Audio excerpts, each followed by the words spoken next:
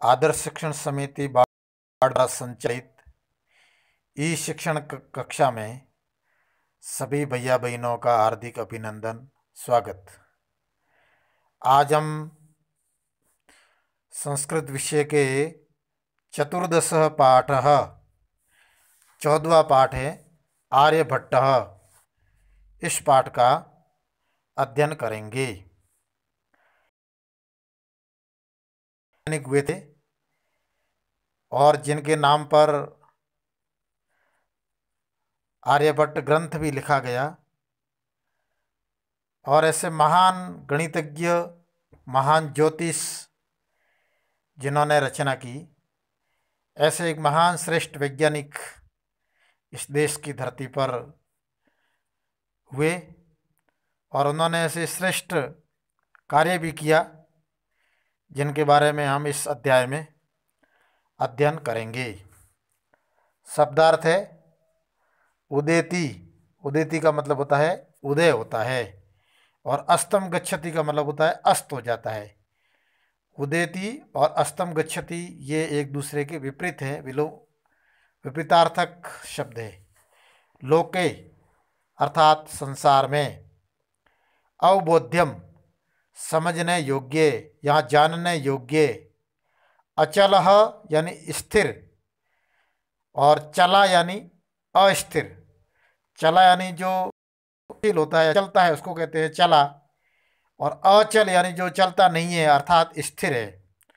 स्वकीय अपने, अक्षय धुरी पर, घूर्णति घूमती है, सुस्थापितः भली भांति स्थापित, प्राथम्येन सर्वप्रथम, प्रवर्तितः प्रारंभ किया गया, ज्योतिर्विद यानी ज्योतिषी, प्रचलिता यानी चलने वाली, रूढ़ि ही यानी रिवाज, यहाँ प्रथा जो चल रही है उसको रूढ़ि कहते हैं, प्रत्यादिष्टा यानी खंडन किया, उदाहर्तम उदाहरण दिया, उपविष्टः यानी बैठा हुआ, अवगच्छति समझता है, वेति जानता है, क्रिस्ताब्दे ईस्वी में, षट सप्तति ही यानी 76, सप्तति यानी 70, षट सप्तति यानी 76। इत्यस्मिन ये दो शब्दों से मिलकर के बनाए, इति धन अस्मिन, यण संधि है, ई और अ मिलकर के यह बनता है, इसलिए शब्द बन गया इति धन अस्मिन बराबर इत्यस्मिन। इसमें वयसी यानी आयु में, विरचित यानी रचा है, स्रोतों भी ही स्रोतों से, ज्ञायते जाना जाता है, वेदशाला जहाँ ग्रह और नक्षत्रों को जानने की प्रयोगशाला होती है उसको वेदशाला कहते हैं, अनुमीयते अनुमान किया है, और कर्म भूमि यानी कर्म क्षेत्र। पाठ का परिचय है। भारतवर्ष की अमूल्य निधि है ज्ञान विज्ञान की सुदीर्घ परंपरा। ज्ञान और विज्ञान ये भारत की श्रेष्ठ परंपरा रही है, और ये एक भारत की अमूल्य निधि भी है। इस परंपरा को संपोषित करने वाले प्रबुद्ध मनुष्यों में अग्रगण्य थे आर्यभट्ट।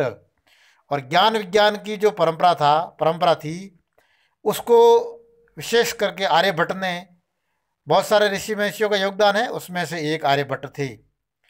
दशमलव पद्धति का प्रयोग सबसे पहले आर्यभट्ट ने किया, जिसके कारण गणित को एक नई दिशा मिली। इन्हें एवं इनके प्रवर्तित सिद्धांतों को तत्कालीन रूढ़िवादियों का विरोध झेलना पड़ा। यानी आर्यभट्ट ने दशमलव पद्धति का सबसे पहले प्रयोग किया, लेकिन इन्होंने जो सिद्धांत दिए उसको बहुत सारे लोगों ने माना नहीं, बहुत सारे वैज्ञानिकों ने माना नहीं, इसलिए इनका विरोध भी हुआ।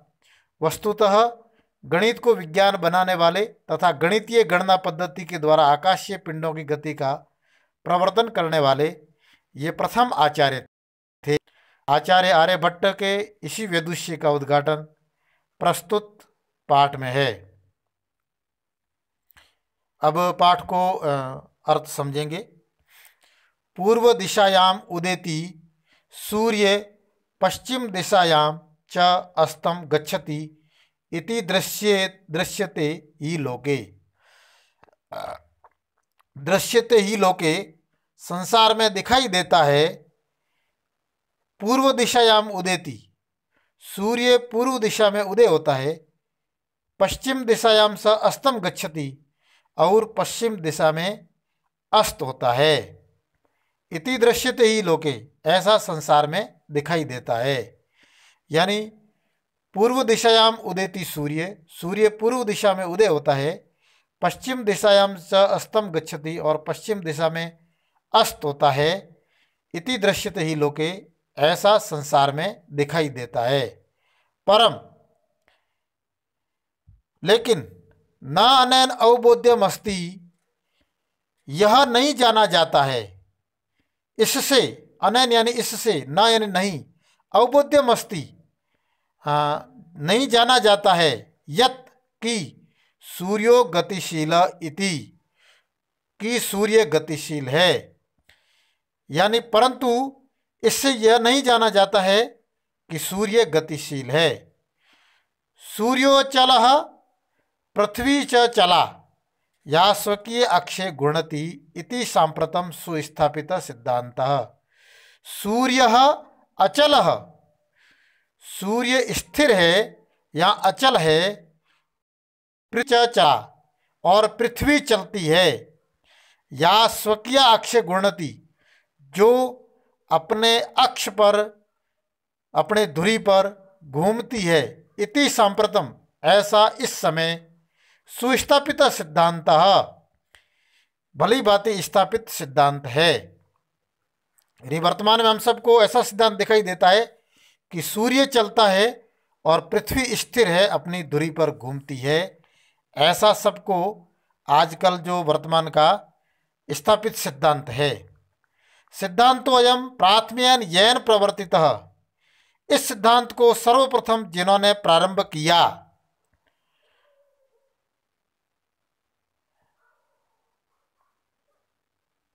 सूर्य स्थिर है और पृथ्वी चलायमान है, इस सिद्धांत को जिन्होंने सबसे पहले, सिद्धांतो अयम, यह सिद्धांत प्राथम्यन यानी प्राथमिकता से या सबसे पहले, येन प्रवर्तितः जिसके द्वारा प्रारंभ किया गया, स आसित वह थे महान गणितज्ञ ज्योतिर्विच आर्यभट्ट। महान गणित के ज्ञाता, ज्योतिर्विच यानी ज्ञाता, गणित के और ज्योतिर्विच यानी ज्योतिषी के ज्ञाता थे आर्यभट्ट। पृथ्वी स्थिरा वर्तते, पृथ्वी स्थिर है। इति परंपरा प्रचलिता रूढ़ि तेन प्रत्यादिष्टा, इस प्रकार की परंपरा, इस प्रकार की प्रथा का तेन प्रत्यादिष्टा, प्रत्यादिष्टा का मतलब उन्होंने खंडन किया, उनका विरोध किया। यानी उस समय परंपरा चलती थी कि पृथ्वी स्थिर है और सूर्य चलता है, इसको उन्होंने विरोध किया। तेन प्रत्यादिष्टा यानी उनके द्वारा खंडन किया गया। तेन उदाहर्तम यत, उन्होंने उदाहरण दिया कि गतिशीलायाम नौकायाम उपविष्टः, चलती हुई नौका में बैठा हुआ, मानवः नौकाम स्थिरामनुभवति, यानी चलती हुई नौका में बैठा हुआ मानव नाव को या नौका को स्थिर अनुभव करता है। अन्यांच पदार्थान गतिशीलान अवगच्छति, और दूसरे पदार्थों को, दूसरे वस्तुओं को गतिशील समझता है।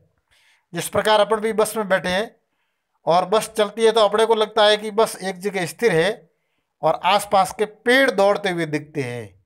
उसी प्रकार उन्होंने कहा कि हम पृथ्वी पर रहते हैं, पृथ्वी हमको स्थिर लगती है और सूर्य चलता है, लेकिन वास्तव में ऐसा नहीं है।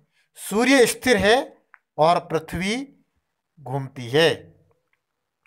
एवमेव गतिशीलायाम पृथ्वीयाम, इसी तरह ही गतियुक्त पृथ्वी पर अवस्थित मानव, स्थित मानव, पृथ्वी में स्थिर अनुभवती, पृथ्वी को स्थिर अनुभव करता है। सूर्यादि ग्रहांच गतिशीलान वेति, और सूर्य आदि ग्रहों को गतिशील जानता है। 670 वर्षे 476 के ईस्वी सन में आर्यभट्ट जन्म लब्धवानिति, आर्यभट्ट ने जन्म लिया। यानी 476वें वर्ष में आर्यभट्ट ने जन्म लिया। तेनैव विरचिते आर्यभट्टयम इत्यस्मिन् ग्रंथे उल्लिखितम, यह उन्होंने अपने द्वारा ही, तेनैव यानी उसी के द्वारा ही, विरचिते लिखी गई आर्यभट्टयम इस ग्रंथ में उल्लेख किया है। यानी उन्होंने खुद ने ही आर्यभट्ट जो ग्रंथ लिखा आर्यभट्टयम, उसमें उन्होंने उल्लेख किया है। ग्रंथोयम त्रयोविंशतितमे वयसि विरचित, यह ग्रंथ उन्होंने त्रयोविंशति यानी 23वें वर्ष में, वयसी यानी वर्ष में या आयु में, विरचित रचना की। यह ग्रंथ उन्होंने 23वें वर्ष में, 23वें वर्ष की आयु में रचना की। ऐतिहासिक स्रोतों भी ज्ञायते, ऐतिहासिक स्रोतों से जाना जाता है यत् की पाटलिपुत्रम निक्षा आर्यभट्टस्य वेदशाला आसीत। पाटलिपुत्र, जिसको आजकल पटना कहते हैं, बिहार की राजधानी पटना, उसी का नाम प्राचीन पाटलिपुत्र था। पाटलिपुत्र के निकट आर्यभट्ट की एक वेदशाला थी। वेदशाला आपने अर्थ समझा था, जहाँ ग्रह और नक्षत्रों की प्रयोगशाला होती है, उसका नाम वेदशाला कहते हैं। वहाँ पाटलिपुत्र के पास में आर्यभट्ट की वेदशाला थी। अनैन इदम अनुमीयते, इससे यह अनुमान लगाया जाता है यत् की तस्य कर्मभूमि पाटलिपुत्रमेव आसीत, उसकी कर्मभूमि, उसका कार्यक्षेत्र, उसके काम करने का स्थान पाटलिपुत्र यानी पटना ही था। इसके आगे का अध्ययन हम अगले कालांश में करेंगे। कुछ प्रश्नोत्तर है, आज इसके साथ कर लेंगे। एक पदेन उत्तर था, सूर्य कश्याम दिशायाम उदेति, सूर्य किस दिशा में उदय होता है? तो पूर्व दिशायाम। आर्यभट्टस्य वेदशाला कुत्र आसीत्, आर्यभट्ट की वेदशाला कहाँ थी? पाटलिपुत्रम। महान गणितज्ञ ज्योतिर्विचक, महान गणितज्ञ और ज्योतिषी कौन थे? आर्यभट्ट। आर्यभट्टेन कह ग्रंथ रचित, आर्यभट्ट ने कौन सा ग्रंथ रचा? आर्यभट्टयम। अस्माकं प्रथमो उपग्रहस्य नाम किमस्ति, हमारे प्रथम उपग्रह का नाम क्या था? आर्यभट्ट। फिर रेखांकित पदानि आधृत्य प्रश्न निर्माण कुरुत। सूर्य पश्चिम दिशायाम, पश्चिमायाम दिशायाम अस्तम गच्छति, तो यहाँ पश्चिमायाम ये रेखांकित है, उसकी जगह प्रश्न निर्माण करना है। सूर्य पश्चिम दिशा में अस्त होता है, तो प्रश्न में अस्त होता है, सूर्य कश्याम दिशायाम अस्तम गच्छति। पृथ्वी, दूसरा प्रश्न ख है, पृथ्वी स्थिर वर्तते इति परंपराया प्रचलिता रूढ़ी, पृथ्वी स्थिर है ऐसी परंपरा में प्रचलित रूढ़ी थी। तो यहाँ क्या रूढ़ी थी? तो पृथ्वी स्थिर वर्तते इति कया प्रचलिता रूढ़ी। आर्यभट्ट से योगदान गणित ज्योतिष संबंध वर्तते, आर्यभट्ट का योगदान गणित और ज्योतिष से संबंध था या ज्योतिष संबंध है। तो आर्यभट्ट का संबंध किससे है? आर्यभट्ट से योगदान कैन संबंधम वर्तते।